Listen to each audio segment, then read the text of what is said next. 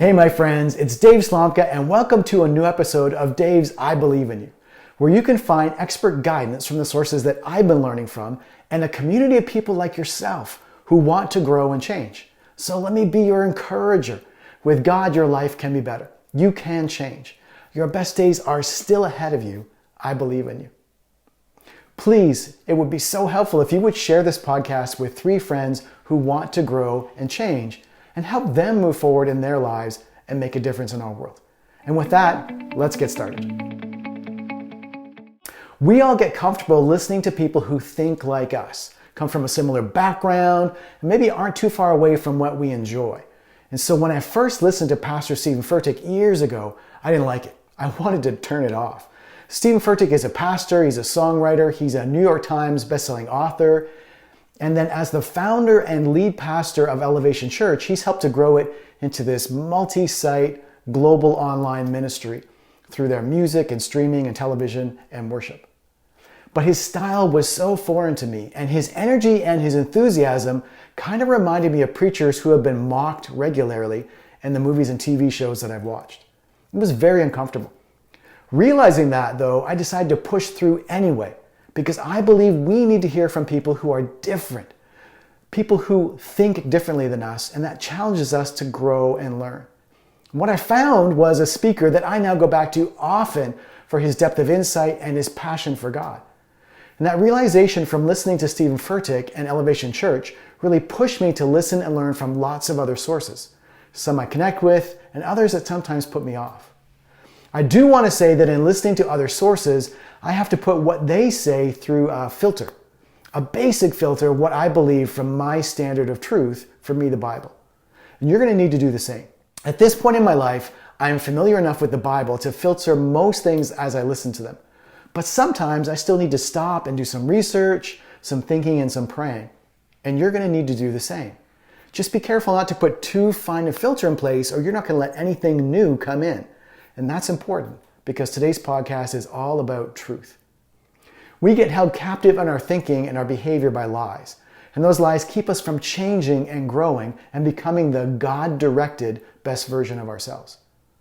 Now, most people know that Jesus said in John 8:32, "And you shall know the truth, and the truth shall make you free."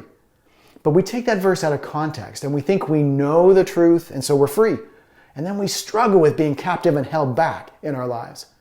And that's what Stephen's provocative message title, "Devil, You've Held Me Long Enough," is all about. Being held by lies instead of being set free with the truth. We long for freedom, but we are not finding it because we have to make some changes in our lives to find truth the way Jesus promised. There were 3 points that struck me from the podcast message that I want to highlight. And if you want to go deeper, then check out the podcast itself. The link is in the notes. First, the truth is not my experience. And the second was freedom requires action, not just knowledge. And the third was to hold on to truth, sometimes you have to let go. So first, the truth is not my experience. We have all heard the phrase by now, "I've got to live my truth." It's so popular in our culture. And Stephen Furtick says that that can be good if what you mean is I have to share my experiences and what I've learned through them. But it can be bad if what you mean is your experience is an absolute truth. Like, I got food poisoning from McDonald's, so all McDonald's sell food that will give you food poisoning. We get tempted to turn a personal experience into an absolute truth. We have a bad experience and we generalize that to a whole group. We have one experience of failure and we make it an identity, a truth about who we are. That's not truth, it's a trap. Belief that comes from experience can be altered, and truth that comes from God can't be. Real truth, absolute kinds of truth, are not choosable, and they're not based on experience. That leads me to point number 2. Freedom requires action, not just knowledge. Right before Jesus says, "You will know the truth," he qualifies what he means in John 8:31. To the Jews who had believed him, Jesus said, "If you hold to my teaching, you are really my disciples, then you will know the truth, and the truth will set you free." And Pastor Stephen points out that the people who were following Jesus liked what he had to say. They liked listening to his message, but they didn't live it out in their lives. You can believe and still not be free. If you follow Jesus' teachings, then you will be his disciples and you will know the truth, and the truth will set you free. And he gives the example of coming home one day and finding his parents watching a Jane Fonda workout tape while they were sitting on a couch eating ice cream. Right? The information itself is not enough. You have to actually act on it. And we know this to be true from our own lives. Knowing how to be in a good place in our relationships doesn't mean we will do it. And the benefit of having great relationships doesn't come from knowing what to do. It comes from doing those things. So knowing the truth and being set free from the lies that hold us back only happen when we actually do the things that we need to do. Our actions impact our identity, and our identity shapes our actions. The facts alone don't set us free. Following Jesus and his truth does. It's not the word you hear, it's what you practice. The final point that really impacted me was to hold on to a truth you have to let go. At this point, Stephen used an illustration of a trash bag filled with trash. And he said, you know what, it's hard to hold on to the truth when we're holding on to the trash of a lie. You have to let go of the trash so that you can hold on to the truth and then live it out.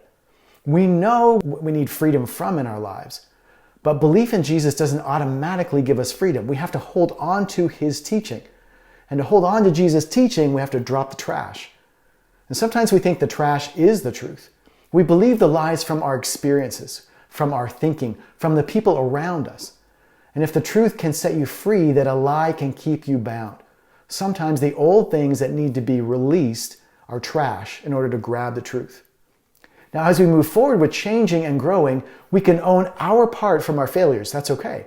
But we shouldn't take that experience on as our identity. Just a few bonus thoughts for you. Stephen goes on to the next verse where Jesus told them that if the Jews were Abraham's children, identity, then they would do behavior. Identity drives behavior. This is the same idea that came up in the first 2 podcasts where I looked at habits and the focus on one word. Your identity drives your behavior. He also mentioned that every time you go to change, there are 2 lies that pop up. The first is you can't change, and the second is you don't need to change. Don't let those lies keep you stuck. You can change, and it really does matter. Finally, Stephen said, only God knows the truth about you, the potential and future that you have. Believe God, not your experiences, and you can be free this year. Free of what people are thinking about you, people of being a slave to your feelings and the lies you have been told and even told yourself. How has this impacted me? Just like everyone else, I struggle with living out the truth of what I say I believe. Often I forget the truth of who God is and who he says I am. And so I need to be reminded of it constantly.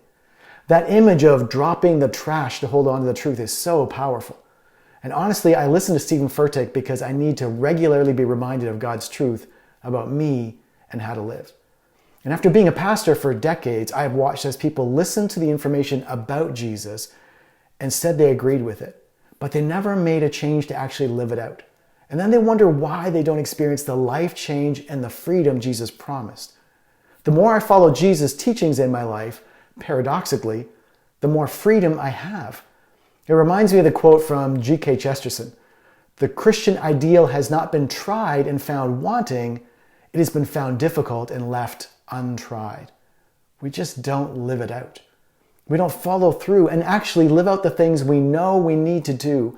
And then we complain that we're not changing. The more I let go of the trash in my life, the lies and the wrong beliefs, the tighter I can hold on to the truth and live differently. I am slowly changing and becoming a better version of myself, and you can too.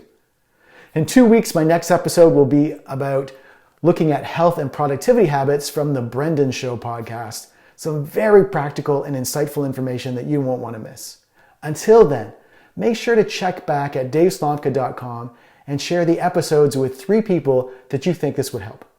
There are people in your life who struggle just like you, and they want to make a change in their lives and make a difference in our world. Share the podcast with them. Please leave a comment or review and share what you thought. It's a big help to me. Let's share the encouragement around and show others that we believe in them. Every day is a good day to grow and change. I believe in you. With God in your life, anything is possible. So go out there and make that change.